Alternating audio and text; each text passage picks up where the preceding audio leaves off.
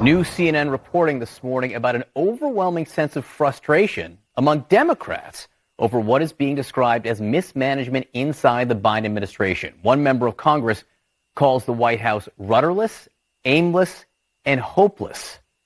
Joining us now, CNN senior reporter editor Isaac Dovere, who broke this story. Isaac, the call is coming from within the caucus. I mean, these are Democrats telling you these things. What are they saying?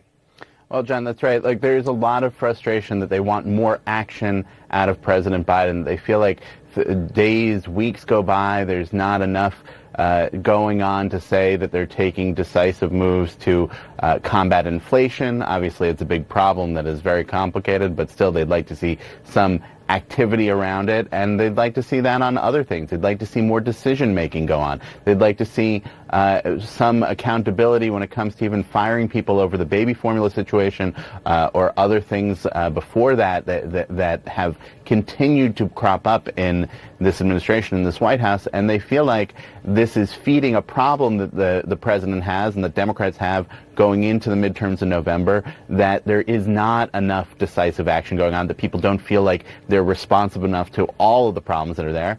And it's also feeding some doubts about where President Biden would be for re-election in 2024.